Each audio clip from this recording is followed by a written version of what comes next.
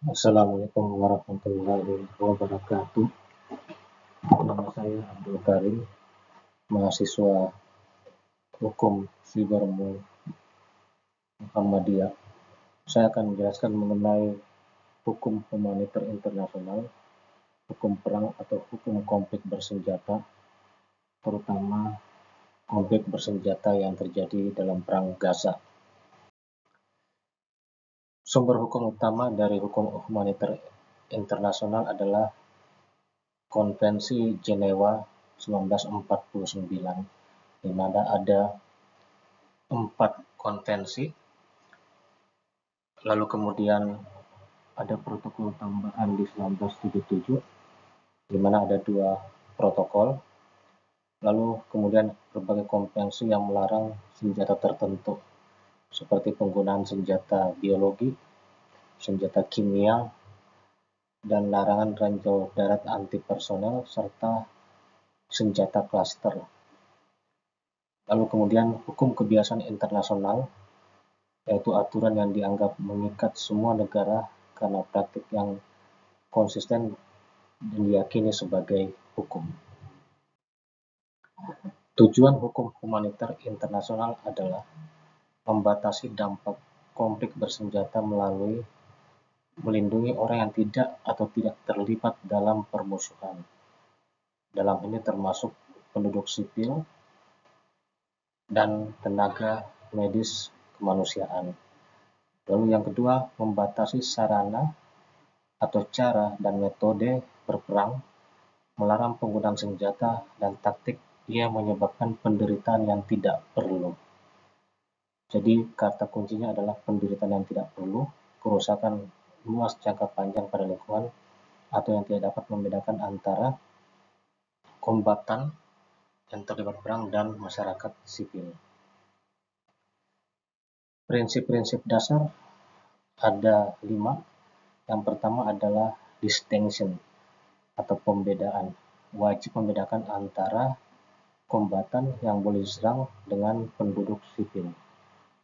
Yang kedua adalah proporsionalitas. Serangan yang dapat diperkirakan akan menyebabkan korban sipil atau kerusakan properti sipil yang berlebihan dibandingkan dengan keuntungan militer konkret yang diharapkan adalah dilarang. Lalu kemudian adalah pencegahan penderitaan yang tidak perlu, immunity. Larang tindakan yang menyebabkan luka-luka berlebihan atau penderitaan yang tidak semestinya. Lalu kepentingan militer yang mendesak. Kekuatan yang digunakan harus diperlukan untuk mencapai tujuan militer yang sah. Kemudian perlakuan manusiawi. Semua yang tidak terlibat dalam perang atau yang tidak telah dilumpuhkan harus diperlakukan secara manusiawi tanpa diskriminasi.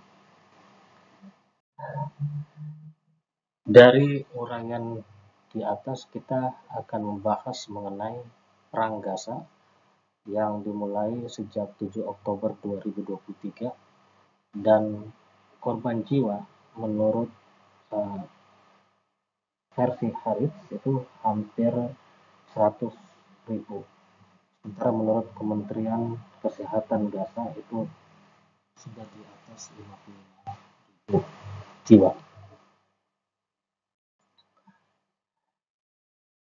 Penyebab konflik. Sebelum kita membahas lebih lanjut mengenai Perang Gaza, kita perlu melihat sejarah dari konflik Palestina-Israel ini. Jadi konflik ini sudah berlangsung cukup sangat lama dan merupakan konflik yang penuh penderitaan, khususnya bagi Palestina di dunia modern ini. Konflik ini penyebabnya adalah gerakan Sionisme, yaitu gerakan nasionalis Yahudi yang muncul di Eropa akhir abad 19 sebagai respon terhadap anti-Semitisme dan pogrom. Tujuannya mendirikan rumah nasional bagi orang Yahudi atau tanah yang mereka anggap sebagai tanah luhur, yang saat itu adalah daerah kekuasaan Ottoman Palestina. Lalu pada tahun 1917 ada deklarasi Balfour yang merupakan ingkar janji Inggris Jadi saat Perang Dunia I itu Inggris sebenarnya berjanji untuk memerdekakan Arab agar dia mendapatkan dukungan dari Arab pada saat melawan Ottoman, mengeluarkan deklarasi yang mendukung pendirian rumah nasional bagi orang Yahudi. Tapi di satu sisi mereka kemudian mengeluarkan deklarasi yang mendukung pendirian rumah nasional bagi orang Yahudi di Palestina. Janji ini bertentangan dan menjadi sumber utama dari konflik.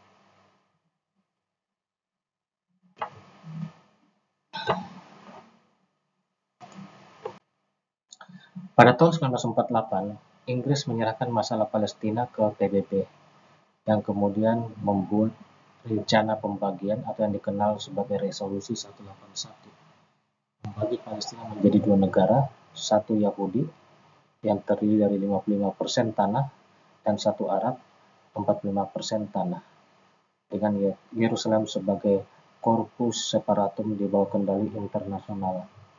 Komunitas Yahudi menerima, komunitas Arab Palestina dan negara-negara Arab menolak.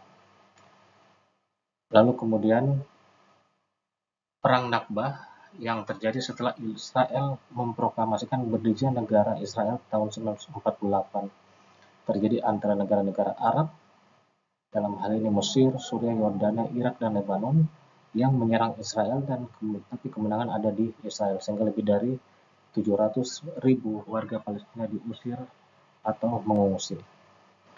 Pada tahun 1967 terjadi perang 6 hari di mana Israel dapat merebut Gaza dari Mesir, tepi barat dari Yordania, dan dataran tinggi Golan dari Suriah. Sejak itu Israel kemudian terus-menerus melakukan penindasan rakyat Palestina di 3 wilayah ini.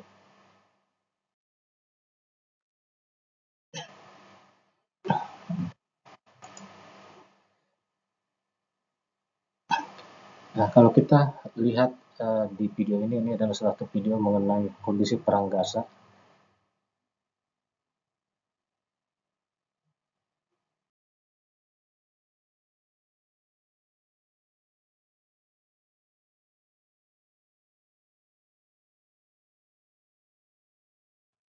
Lalu kemudian ini adalah gambar-gambar atau foto yang disebarkan di media oleh para insan media, wartawan yang meliput di Gaza, walaupun foto-foto ini berusaha dihentikan penyebarannya oleh pemerintah Israel.